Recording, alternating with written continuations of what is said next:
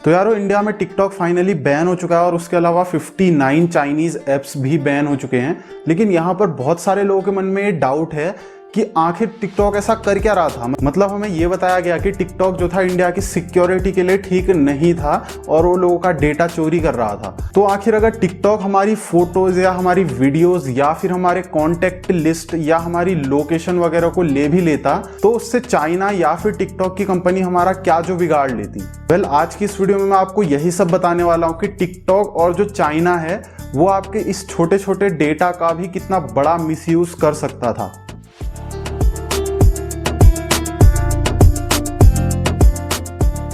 तो इन सारी चीजों को समझाने से पहले मैं आपको एक चीज बताना चाहूंगा। जब डोनाल्ड ट्रंप अभी पहले प्रेसिडेंट के लिए खड़े हुए थे तो उस टाइम उन्होंने एक डिजिटल कैंपेन रन किया था जिसका नाम था कैम्ब्रिज एनालिटिका। तो इस कैम्ब्रिज एनालिटिका फर्म के पास करीब 50 मिलियन से भी ज्यादा फेसबुक यूजर्स का डेटा स्टोर था। तो अब ये जो कैम्ब्रिज एनालिटिका था, इस फर्म ने जो ये डेटा स्टोर किया था ये एक थर्ड पार्टी एप्लीकेशन से किया था। मतलब कि क्या था कि इसके थर्ड पार्टी एप्लीकेशंस को बहुत ज्यादा लोगों ने डाउनलोड किया और उसके बाद जो परमिशंस आती है उसको अलाउ कर दिया बस।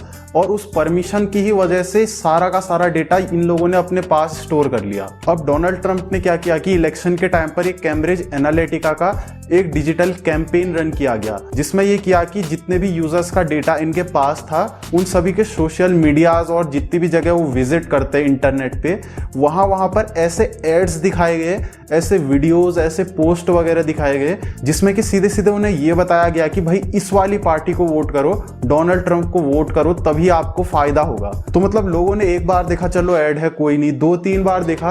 अब जब 1000 बार हर जगह एक ही ऐड को देखेंगे तो उनका माइंड जो है मैनिपुलेट हो जाएगा। मतलब उन्हें भी कहीं ना कहीं लगने लगेगा कि हाँ यार इसी पार्टी को वोट करना चाहिए। तो इस तरह से सारे डेटा से आपके माइंड को मैनिपुलेट किया जा सकता है, आपका सीधे सीधे कहूँ तो ब्रेन वॉश किया जा सकता है। अगर मैं आपको एक और बेहतर एग्जांपल से इस चीज को समझाऊं तो मान लो ऐसे ही बहुत सारी यूजर्स का डेटा एक कंपनी के पास चले गया।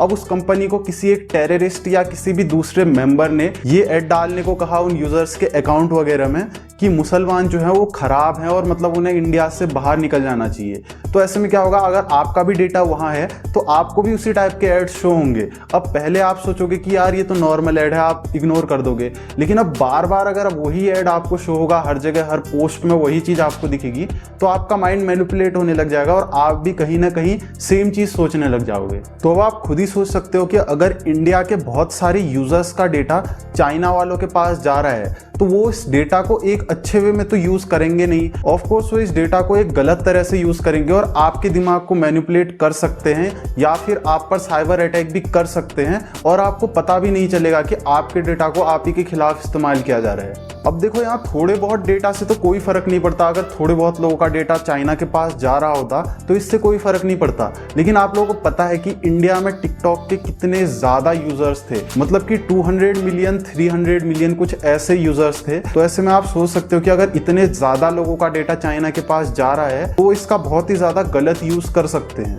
और ये जो चाइनीज एप्लीकेशन है ये एक ही बार अभी ही नहीं पकड़े गए हैं कि ये डेटा को चोरी कर रहे हैं, बहुत बार पहले भी पकड़े गए। यूसी ब्राउजर वगैरह प्ले स्टोर से पहले भी बहुत बार सिक्योरिटी रीजंस की वजह से हटाया गया है। यहाँ तक कि एक बार ये भी हुआ था कि एक आईफोन यूजर ने जब अपना नया iOS का वर्जन अपग्रेड किया था तो उसके बाद जब उसने टिकटॉक को यूज किया तो उसने देखा कि जो भी वो अपने क्लिपबोर्ड पे लिख रहा था, क्लिपबोर्ड यानी जो भी आप लिखते हो, जहां पर भी आप मतलब कीबोर्ड से टाइप करते हो या कॉपी पेस्ट कुछ भी करते हो तो जो आपने लिखा है उसे क्लिपबोर्ड कहते हैं। तो वहां पर आप जो कुछ भी लिखोगे वो सब अपने सर्वर पर अपलोड करते जा रहा था। अब आप टाइप तो कुछ भी कर सकते हो ना कीबोर्ड से, आप अपना यूजर नेम टाइप कर सकते हो, पासवर्ड टाइप कर सकते हो या बैंक अकाउंट की डिटेल टाइप कर सकते हो। तो वो सारी चीजें अपलोड होते जा रही थी। और चाइना में भी जितने भी सोशल मीडिया प्लेटफॉर्म्स है जैसे कि इंस्टाग्राम हो गया, फेसबुक हो गया, यूट्यूब हो गया, ये सब चाइना में बैन है। चाइना में ये कुछ भी नहीं चलता और चाइना में इन्हीं के जैसे दूसरे एप्लीकेशंस को यूज किया जाता है जो कि मेड इन चाइना है सारे के सारे।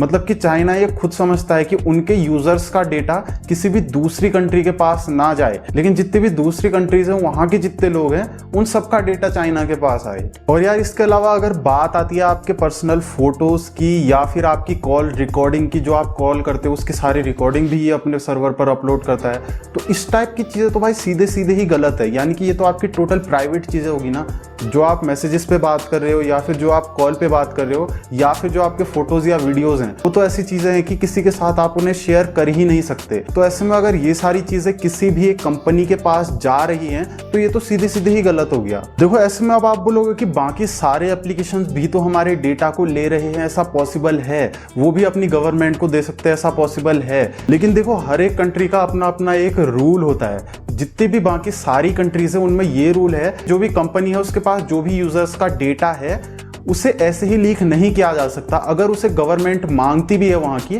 तब भी वो मना कर देगी वो कंपनी, और गवर्नमेंट नहीं ले सकती उस डेटा को। लेकिन चाइना में स्पेशली एक ऐसा लॉ है, एक नियम है कि चाइनीज गवर्नमेंट अगर किसी भी प्राइवेट कंपनी या फिर किसी भी सरकारी कंपनी से डेटा मांगती है यूजर्स का, तो उस कंपनी को देना ही देना पड़ेगा। तो ऐसे में अभी टिकटॉक इंडिया ने ट्वीट वगैरह किए थे और ये बताया था कि उनका मतलब गवर्नमेंट के साथ अभी मीटिंग वगैरह होने वाली है, और वो मतलब यूजर्स के डेटा का बहुत ज़्यादा ध्यान वगैरह रखते हैं। और उन्होंने ये भी बताया था कि वो किसी भी गवर्नमेंट के साथ अपने डेटा को शेयर नहीं करते, और चाइनीज़ गवर्नमेंट अगर उनसे फ्यूचर में डेटा मांगती भी है तो वो नहीं देंगे। भाई ये क्या बात हुई, ये तो लॉ है वहाँ का। अगर चाइनीज़ गवर्नमेंट ने उनसे डेटा मांगा तो उन्हें देना ही देना पड़ेगा। तो यही सारी चीज़ें मैंने आपको बतानी थी। आई होप कि आपको अच्छे से समझ में आ चुका होगा। अगर कोई और भी ऐसी एप्लीकेशन है जो आपने अपने स्मार्टफोन में इंस्टॉल करी हुई है जो कि बेफालतू की परमिशंस को मांग रही है, जिनसे उसका कोई काम धंधा ही नहीं है, ऐसी परमिशंस को मांग रही है, तो उन परमिशंस को ना दें। तो अपनी फ्रेंड्स और फैमिली को भी इस चीज़ के बारे में अवेयर रहने को बोलिएगा। मैं मिलता हूँ आपसे नेक्स्ट वीडियो में। Till then, good bye.